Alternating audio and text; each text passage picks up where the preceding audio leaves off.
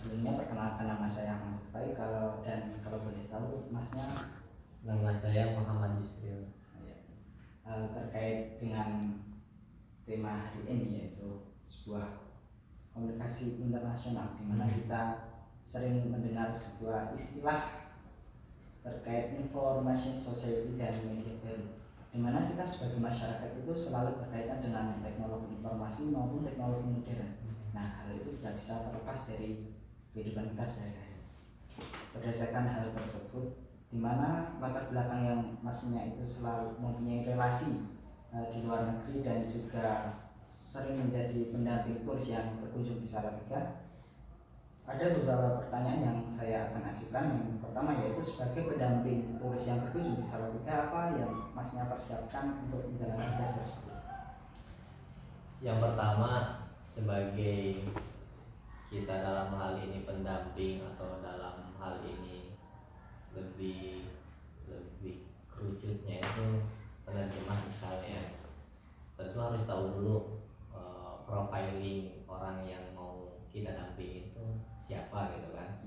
Itu siapa, orang mana gitu kan, dia sebagai apa pangkatnya, kan nanti berbeda-beda. Atau mungkin hanya sekedar turis yang menjalankan liburan, tentu kita juga harus tahu gitu kan.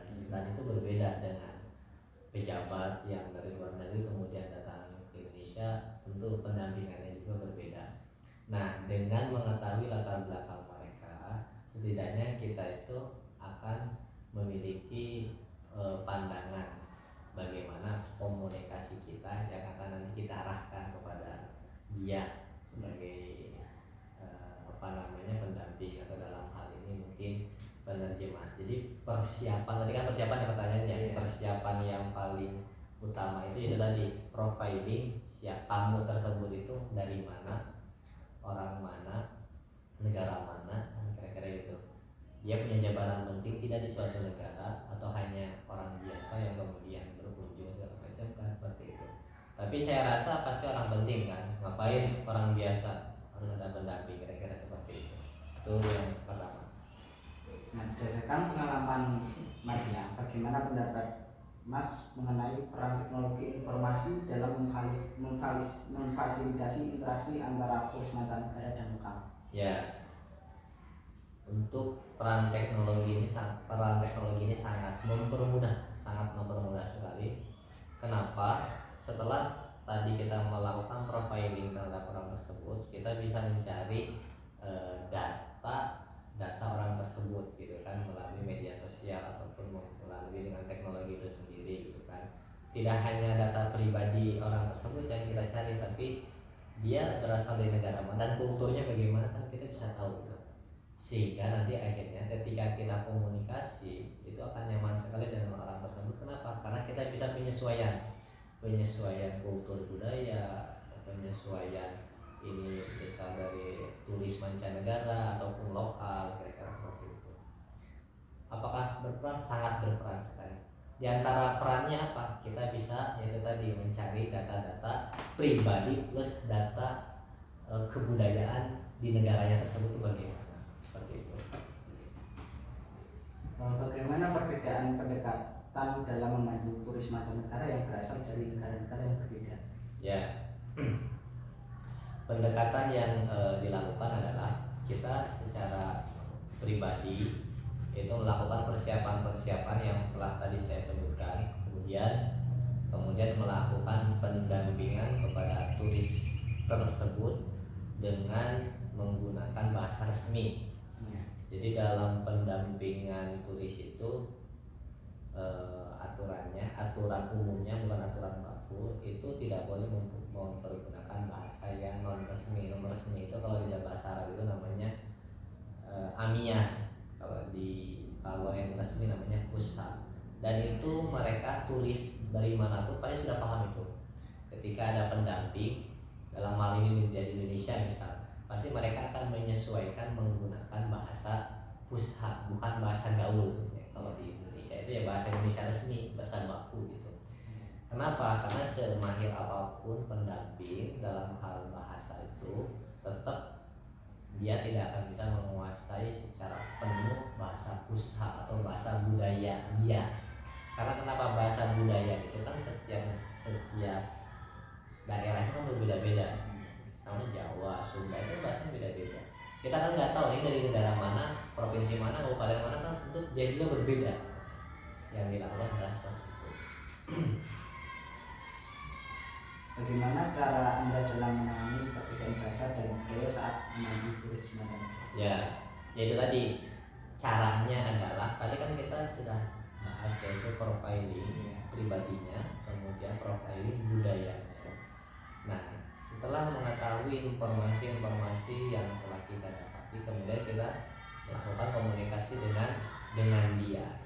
Semisal nanti di tengah-tengah jalan kok ada sesuatu hal yang berbeda dengan budaya mereka kan akan notice, akan konfirmasi. Kemudian kita menjelaskan di sini di Indonesia seperti ini, kulturnya gini.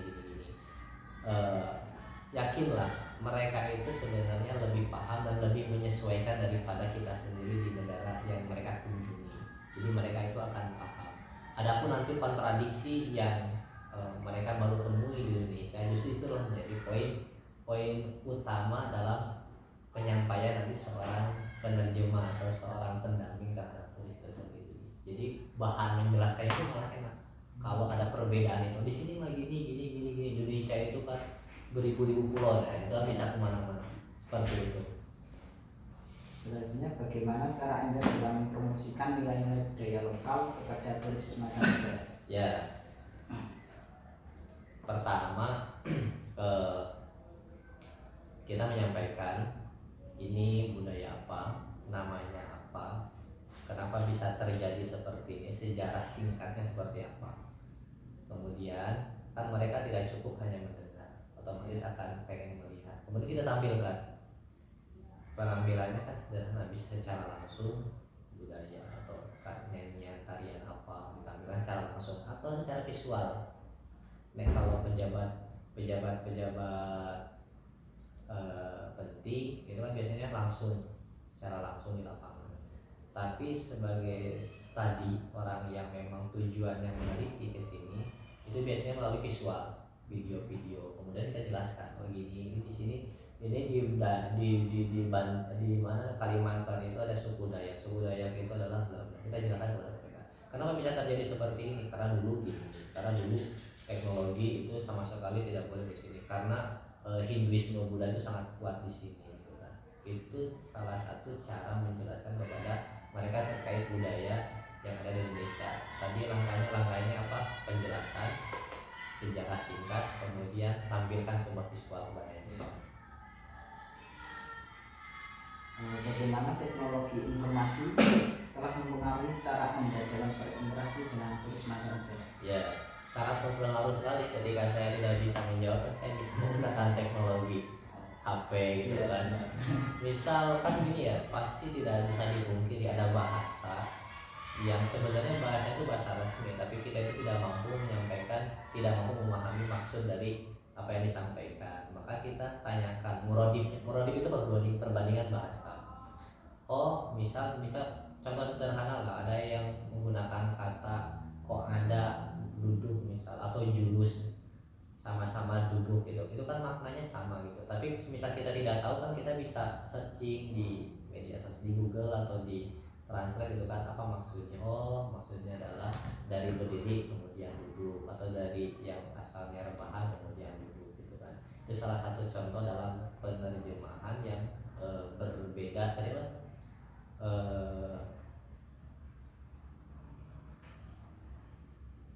yang ketika itu berbeda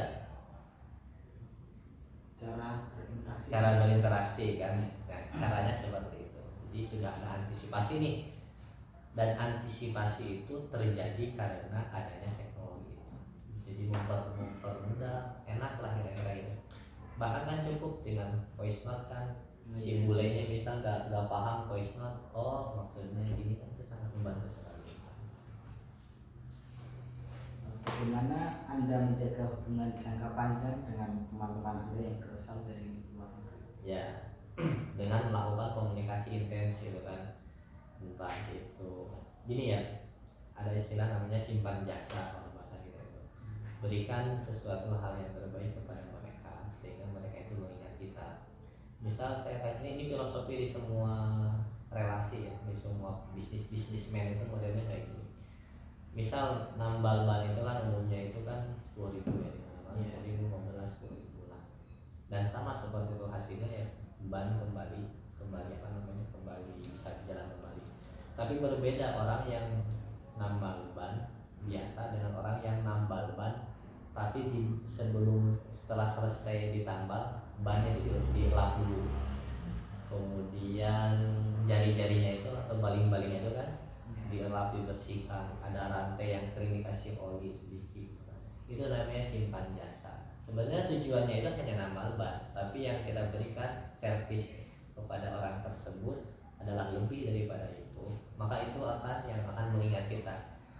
Contoh lah, masnya mungkin kalau nambal ban ada orang seperti itu pasti balik lagi kan, nanti ke sana ya bagus servisnya, sama turis itu akan terus menghubungi kita ketika kita memberikan servis yang luar biasa kepada mereka yang tidak hanya sekedar menerjemahkan tapi memberikan simpan jasa. Simpan jasa itu apa? Perilaku yang baik, dan itu yang akan terus diingat oleh siapapun.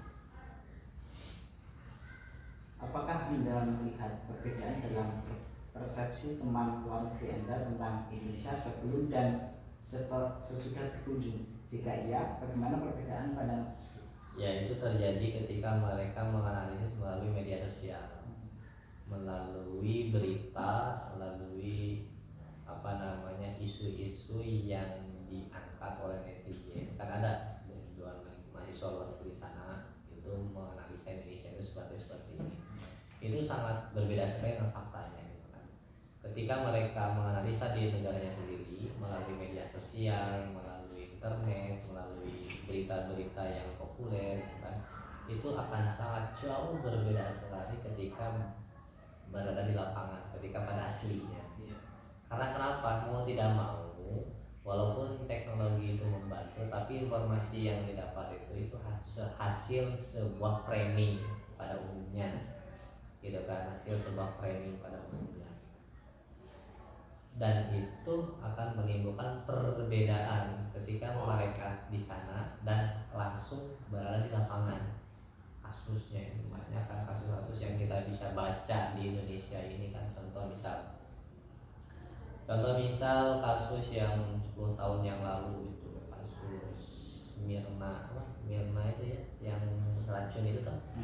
Itu kan kalau di media sosial yang salah itu kan siapa yang dibuat itu namanya itu. Ya, itu kan yang ngeracun cyanida itu kan.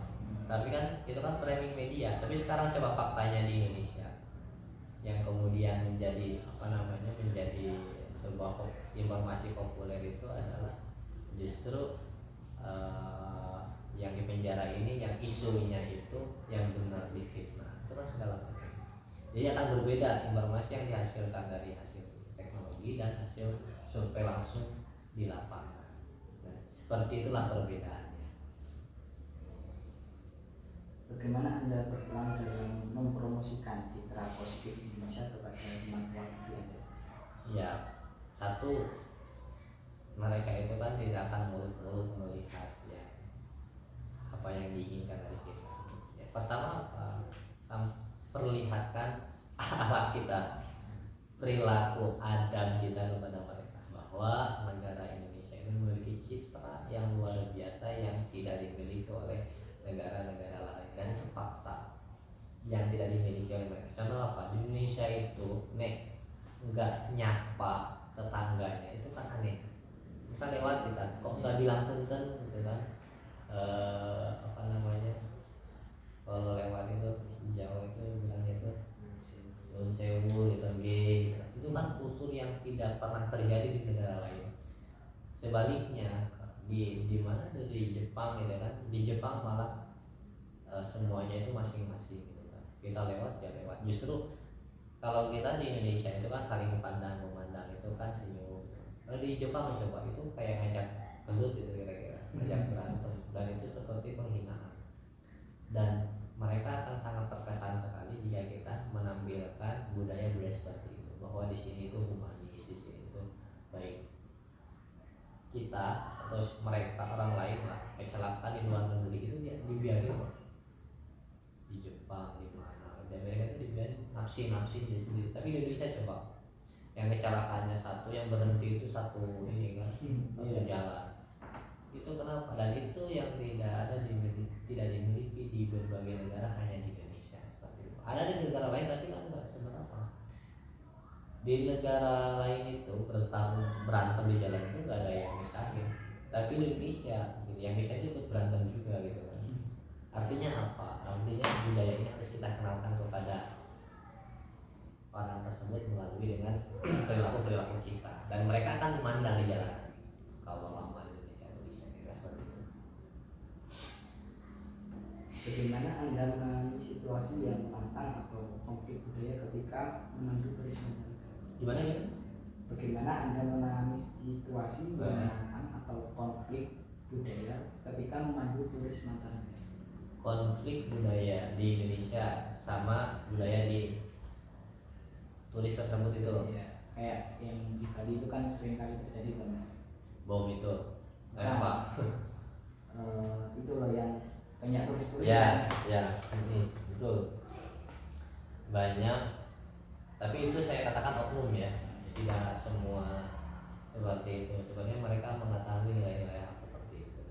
Caranya bagaimana? Kan sebenarnya turis itu yang datang ke Indonesia itu sebelumnya diperkenalkan dengan budaya-budaya di daerah tersebut. Aturannya gini, tidak boleh gini. Kalau di Bali itu ada perayaan upacara Hindu besar, nggak boleh diganggu, bla bla bla gini. Dan itu mereka harus tahu, dan mereka harus ngikut hitam putih gitu kan. Mau pandangan mereka itu negatif karena kita kultur maupun positif itu terserah mereka. Karena kenapa? Karena kita punya prinsip Indonesia ini. Gitu. Sebutuh apapun Indonesia terhadap turis karena kan membantu ekonomi Indonesia tapi tetap nilai prinsip, nilai budaya leluhur itu lebih mahal daripada nilai ekonomi yang dihasilkan dari turis itu. Jadi tetap harus punya prinsip, dan mereka harus manut pada kita. Entah itu kontradiksi atau tadi apa namanya bersinggungan, mereka yang harus menyesuaikan, bukan kita. Kita tidak boleh menyesuaikan, tapi turis itu yang harus menyesuaikan. Karena mereka berada di budaya kita. Seperti itu aturan. Untuk pertanyaan yang terakhir yaitu apa yang Anda pikirkan tentang pentingnya kemampuan komunikasi lintas budaya dalam konteks globalisasi saat ini? Konteks globalisasi. Iya. Oke. Pentingnya apa? Penting sekali. Pentingnya itu ada di titik saling edukasi di antara entah itu dengan turis ataupun seorang yang mau berkunjung kepada Indonesia. Dan setelah saling saling edukasi, saling memahami. Jadi siapa yang harus memahami? Ya semuanya. Tapi yang harus lebih taat dalam aturan ya turis itu sendiri gitu kan. Karena kenapa? Karena mereka berada di lingkungan budaya yang berbeda dengan negaranya. Artinya gini, adalah siapapun negara mana, misalnya yang di Bali itu kan, atau di mana, dari Amerika, dari Jerman segala macam gitu kan, mereka istilahnya itu akan memahami terlebih dahulu. Oh, saya berada di negara Indonesia. Di negara Indonesia itu ada aturan-aturan seperti ini dan saya akan mengikutinya. Dan itu fakta terjadi. Banyak kan youtuber luar negeri di Indonesia makan ini, food blogger segala macam. Itu kan sebagai bentuk pertanyaan dari itu tadi, apa namanya, perbedaan itu kan, perbedaan itu. Dan mereka menyesuaikan dan kita membuat nyaman atas penyesuaian mereka. Itu yang dilakukan oleh orang Indonesia semestinya, dan pasti seperti itu. Kalaupun ada di luar itu bukan, itu kita katakan oknum. Kenapa? Ya namanya orang yang tidak paham kan ada aja, nggak bisa sempurna kira-kira seperti itu. Sama lah kayak tadi yang pertanyaan tadi kan, itu ada orang yang melanggar aturan, bule-bule buat keresahan gitu. Itu kita katakan oknum. Pada umumnya enggak semuanya memberikan timbal balik yang sama. Kalaupun ada seperti itu, jangan justifikasi ke semuanya. Itu salah satu. Sama ketika ada turis datang ke Indonesia beli aqua botol, mentang-mentang ini turis, kemudian dikasih harga 50.000. Apakah kita harus menyalahkan semua warung Madura gitu? Enggak kan gitu. Caranya apa? Tadi saling edukasi seperti itu. Oke, mungkin cukup itu saja Cukup, yang oke, kita siap. tanyakan. Lebihnya maaf Siap. dan terima kasih atas waktunya. Sama-sama. Kita adalah bagian dari masyarakat informasi, di mana dalam keseharian kita tidak bisa terlepas dari teknologi informasi. Teknologi informasi sendiri seiring berjalannya waktu akan terus berkembang. Fenomena ini merupakan fenomena globalisasi. Kemunculan media baru membantu kita untuk mengakses segala bentuk informasi, baik itu visual, audiovisual, maupun narasi. Kehadiran media baru juga membantu kita untuk melakukan interaksi dengan orang lain. Tidak bisa dipungkiri, kita juga dapat dimungkinkan untuk melakukan interaksi dengan warga negara lain.